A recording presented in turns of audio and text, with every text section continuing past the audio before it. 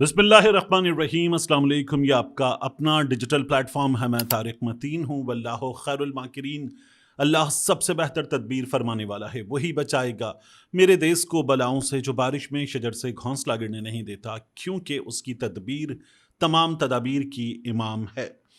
बिलावल भुट्टो जरदारी की एक video viral है। उस वीडियो पर इस वीडियो में आगे जाकर बात करेंगे, लेकिन सबसे पहले मुझे आपसे जो बात करनी है वो है, हमारे यहाँ इस वक्त सबसे ज़्यादा ज़ेरे बहस मसला, हमारे मुआशरे का सबसे बड़ा मसला, और वो मसला है फ़िज़ा अली साहिबा को उनके शौहर साहब ने शो में उठा लिया है। इस उठाने को पाकिस्तान में इस वक्त शायद सबसे बड़े मसले के तौर पर उठाया जा रहा है। यानी बिजली का मसला बड़ा नहीं है, लोड शेडिंग का मसला बड़ा नहीं है, उसके बाद गैस की लोड शेडिंग का मसला बड़ा नहीं है, ये जो महंगाई है, इतना बड़ा अजाब, ये बड़ा मसला नहीं है हमारे दानिश्वरों के लिए। फ़िज़ा अली को उठा लिया गया, ये बहुत बड़ा मसला है। अब फ़िज़ा अली को उनके शौहर ने जो शो में उठा लिया, मैं भी कहूँगा कोई बहुत अच्छी हरकत नहीं की। दोनों ने, फ़िज़ा अली ने, उनके शौहर ने, बच्ची सामने मौजूद थी शो पे, नेशनल टेलीविज़न चैनल पे ये करना, और फिर शो के जो जिम्मेदारान हैं, चैनल के जो जिम्मेदारान हैं, उन पर भी जिम्मेदारी आयद होती है। लेकिन हमारे यहाँ कुछ दानिश्वर हैं जो ऐसे बता रहे हैं कि इससे बुरी हरकत दुनिया में कभी हुई ही नहीं। जैसे मैं देख रहा था कि अंसार अब्बासी साहब वो कह रहे हैं, खुदारा इस बेशर्मी को, बेगैरती को रोके।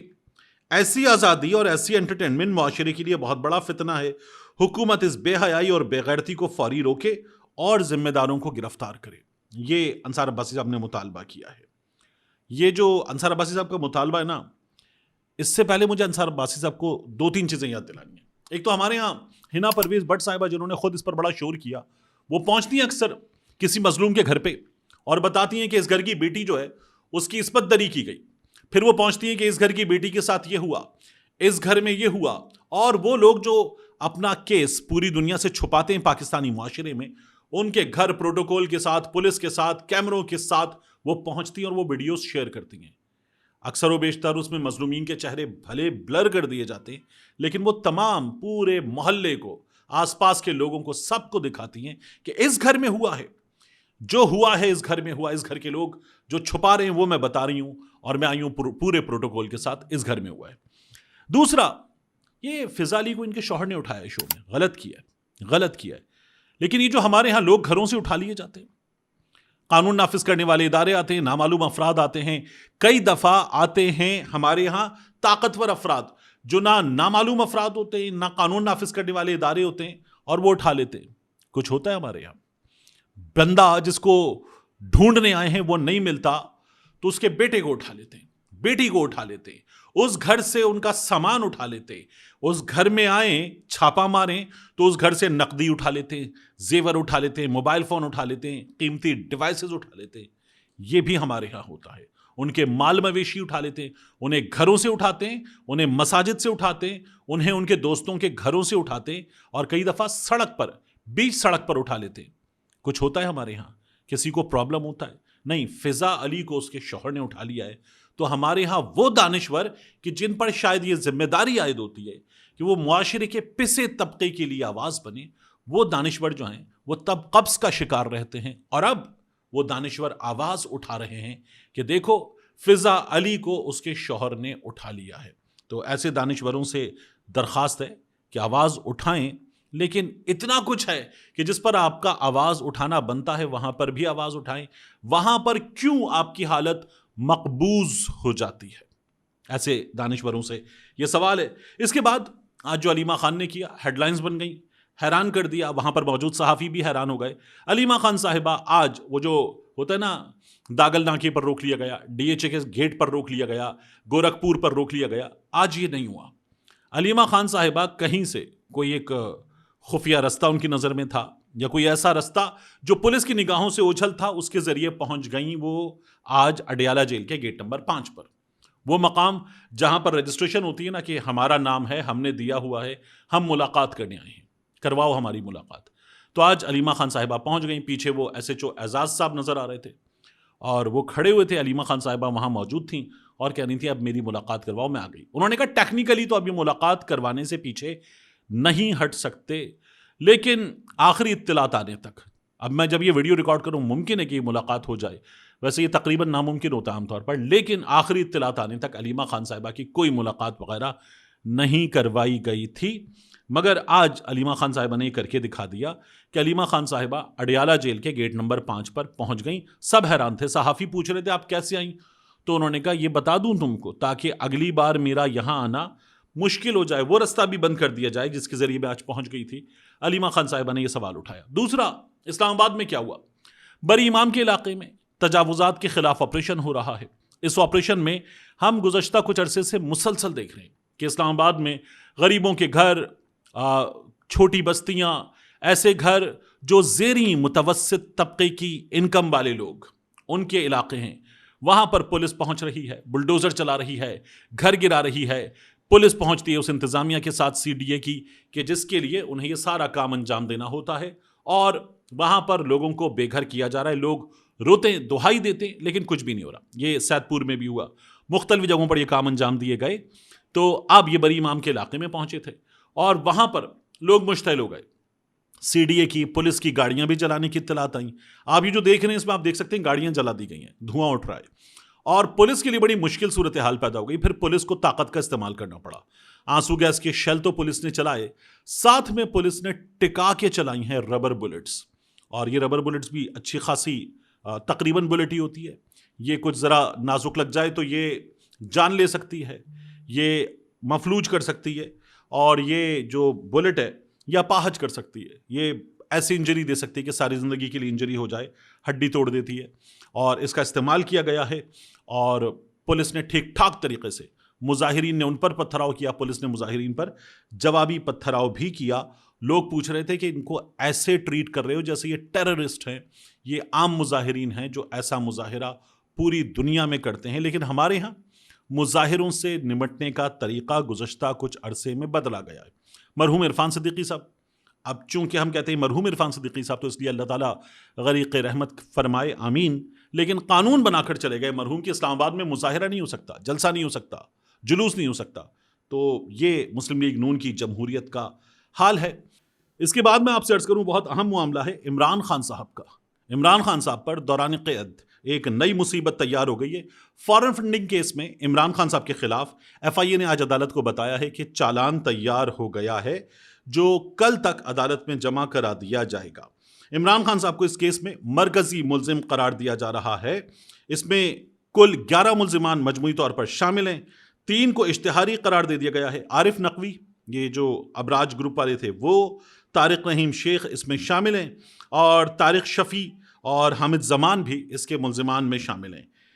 पीटीआई के अकाउंट में एफआईए के मुताबिक दुनिया भर से 1800 ट्रांजैक्शंस हुई।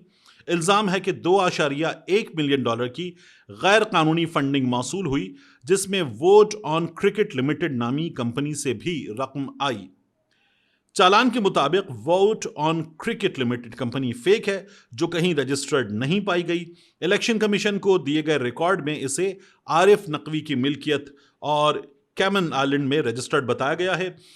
अदालत में ये बताया गया कि चालान हम जमा करा देंगे कल तक, और मरकजी केस की समाअत 21 अप्रैल तक मुलतवी कर दी गई है। 2 मुल्जिम सिराज अहमद और फैसल काजी, इनकी उबूरी जमानत भी 21 अप्रैल तक बढ़ा दी गई है। ये इस केस में सिचुएशन है। इमरान खान साहब को इस केस में एक सजा और दी जा सकती है, ये हमें नजर आ रहा है। इस केस में इमरान खान साहब को सजा हो जाएगी तो इस्लामाबाद के रिपोर्टर कहते हैं कि फिर इमरान खान साहब का ये जो अलकादिर वाला केस है, ये इस्लामाबाद हाईकोर्ट में सुना जा सकता है। उसके बारे में भी लोगों को यकीन ये है कि वहां अडियाला वाली सजा बरकरार रहेगी, और फिर उसके बाद वो सजा जब जाएगी कॉन्स्टिट्यूशनल कोर्ट में तो वहां पर भी बरकरार रहेगी। और फिर पाकिस्तान तहरीक इंसाफ के चेयरमैन इमरान खान साहब के लिए सूरत हाल बहुत मुश्किल होगी कि अब आपको 14 साल की सजा पे मुकम्मल ठप्पा लगा के दे दिया गया है, अब आप 14 साल के लिए अंदर। तो फिर इमरान खान से कहा जाएगा डील करते हैं आप या नहीं करते, ये तज्जियाकारों का ख्याल है।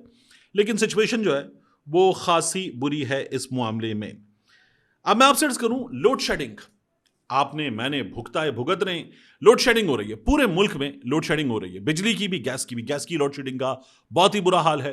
कराची में जहां मैं बैठा हूं, यहां पूरे दिन में 4 घंटे गैस आ रही है। जो ऐलानशुदा वक्त है 3 वक्फों का, उसमें गैस नहीं आ रही। 2 बार गैस आती है। एक बार गैस आती है सुबह 6:30 बजे से 9 बजे तक, और उसके बाद दिन में दरमियानी एक वक्फा होता है, उसमें गैस कभी आती है नहीं आती। शाम में एक वक्फा होता है, उसमें गैस कभी आती है नहीं आती। इसके अलावा गैस गायब है। तो गैस आने का वक्फा है अब, बाकी तो गैस गायब है। ये सूरत हाल पूरे मुल्क में है। लेकिन बिजली के हाल के हवाले से मैं आपको बताऊं कि अब यह तय कर दिया गया है कि पीक आवर में 2.25 घंटे की लोड शेडिंग होगी। और इस सिलसिले में जो तर्जुमान पावर डिवीजन है, उन्होंने पीक आवर्स रिलीफ स्ट्रेटजी से मुताल्लिक बयान जारी किया है। अब हुआ यह है कि तमाम चैनल्स ने इसी की एक लंबा चौड़ा बयान है जो आप देख रहे हैं, ये वाला, इसकी खबर बना के तमाम चैनल्स ने डाल दी है। तो ये तो गवर्नमेंट का अपना बयान है, और ये बयान जो है ये बड़ा अच्छा शुगर कोटेड बयान है। इस बयान में लिखा है, पावर डिवीजन के मुसलसल इक़दामात की वजह से मुल्क के तमाम बिजली सार्फिन के फी यूनिट कीमत जुलाई से फरवरी तक अल्हम्दुलिल्लाह बावजूद ईंधन की बढ़ती कीमतों के औसतन 71 पैसे फी यूनिट कम हुई है। अच्छा, जिसका कुल हजम 46 अरब रुपए बनता है। फिर वही बता रहे हैं कि इस नुमायां कमी की बुनियादी वजूहात में सिस्टम में लाई जाने वाली इस्लाहात, मुख्तलिफ रिलीफ पैकेजेस, मेरिट ऑर्डर पर सख्ती से अमल दरामद, बेहतर और बर वक्त मनसूबा बंदी और निज़ाम को जदीद तकाज़ों के मुताबिक मौसर अंदाज में चलाना शामिल है। अच्छा, खास तौर पर बेहतर प्लानिंग के जरिए कम लागत वाले जराए को तरजीह दी गई, पैदावारी सलाहियत को मौसर तरीके से इस्तेमाल किया गया और तहसीली और इंतजामी सतह पर बेहतरी लाकर नुकसानात को कम किया गया। फिर ये आगे कहते हैं, अल्लाह का शुक्र है आज आलमी सतह पर सख्त हालात के बावजूद मुल्क में बिजली की पैदावार मुस्तहकम है। फिर इन्होंने कहा कि हमें इस वक्त सबसे बड़ा चैलेंज शाम से लेकर रात तक पीक आवर्स शाम 5 से रात 1 में दरपेश है, जहां बिजली की तलब में नुमायां इजाफा होता है, खास तौर पर इसलिए कि इन दिनों पानी से चलने वाले बिजली घरों की पैदावार बहुत कम हो गई है। ये लंबा चौड़ा मैसेज है, अभी मैंने इसको आधे में से कुछ हिसाब के लिए पढ़ा है। बात क्या है? बात यह कि ये जो हुकूमत का मैसेज है ना, इस मैसेज को रखें एक तरफ और अब आ जाएं आप आईपीपीस पर। मोहतरमा बेनजीर भुट्टो की हुकूमत में शुरू किए गए, नवाज शरीफ हुकूमत में आगे बढ़ाए गए, और वो आईपीपीस आज मैं और आप भुगत रहे हैं तेल से। ये जो है ना महंगा ईंधन, ये जो फरमा रहे हैं, ये इनका दिया हुआ तोहफा है नून और पीपी का। तेल से बिजली बनाएंगे, अपने करीब तरीन लोगों को और खुद भी बिजली के कारखाने लगाएंगे, और उसके अलावा दीगर इदारे भी लगाएंगे बिजली के कारखाने, और फिर हम अवाम से महंगी बिजली के पैसे लेंगे। पहले सब्सिडी देते थे, अब नहीं दे सकते तो अवाम की ऐसी की तैसी करने का ये काम किया मियां नवाज शरीफ, मोहतरमा बेनजीर भुट्टो की जमात ने, इनकी हुकूमतों ने, और कबाड़ा करके रख दिया एक आम आदमी का कैपेसिटी पेमेंट। यानी बिजली बनाओ ना बनाओ, तुम्हारी बिजली बनाने की सलाहियत के मुताबिक तुमको पैसे देंगे, डॉलर में पैसे देंगे। ये इन लोगों ने मुआहिदे किए थे, और इन मुआहिदों में अगर इमरान खान की बीच में हुकूमत ना आती ना, तो उसने डॉलर का रेट 148 पर एक जगह फिक्स कर दिया। अगर इमरान खान ये ना करता तो आज क्या हाल होता? आज मेरा और आपका जो बिल 70,000 का आता है, वो बिल आता 1.5-2 लाख रुपए का।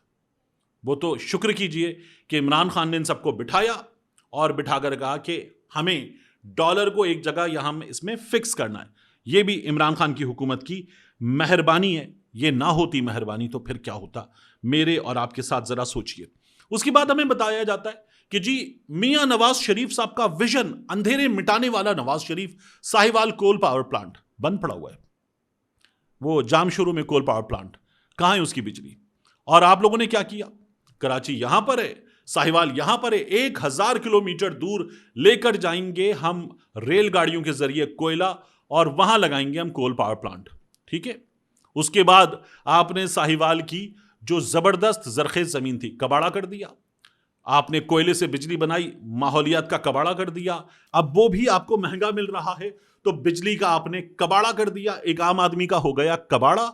और अब आप उसको सजा कहां कहां दे रहे हैं? बिजली के बिल भी सजा दे रहे हैं। फिर अगर उसने अपनी जमा पूंजी से, बीवी के जेवर बेच के, जमा पूंजी अगर कुछ थी तो उसको निकाल के उसने लगवा लिया सोलर, तो आपने कहा अच्छा सोलर लगवाएगा, देख तेरे साथ क्या करते। तो अब आप उसको जिस रेट पर बिजली देते हैं और जिस रेट पर बिजली लेते हैं, वो उसको 8 आंसू रुलाने के लिए काफी है। ये ऐसी हुकूमत है। मैंने आपसे पहले भी कहा, इन लोगों ने एक आम आदमी को बांध के, हाथ पांव बांध के माफिया के आगे डाल दिया। लूटो, जो कर सकते हो उसका करो, हमें कोई परवाह नहीं है। इस हुकूमत ने कारनामा अंजाम दिया। आखिरी चीज, बिलावल भुट्टो जरदारी साहब, किफायत शियारी का दौर चल रहा है, जबरदस्त तरीके से बचत करनी है, ऑस्टेरिटी मेजर्स का मुजाहिरा करना है गवर्नमेंट को। तो क्या हुआ है, हमारे प्यारे बिलावल भुट्टो जरदारी साहब जकाबाद में एक जगह ताजियत के लिए गए। ये जो आप वीडियो देख रहे हैं ना, इस वीडियो में देखिए गाड़ियों की तादाद, और देखिए कि किस तरह से किफायत शियारी पर अमल दरामद कर रही है पाकिस्तान की अशराफिया। यह किफायत शियारी है आपकी मार्केट के लिए, आपके कारोबार के लिए, आपके लिए। बाकी अशराफिया के लिए कोई किफायत शियारी वगैरह नहीं है। मिलते हैं इंशाल्लाह आपसे अगली वीडियो में।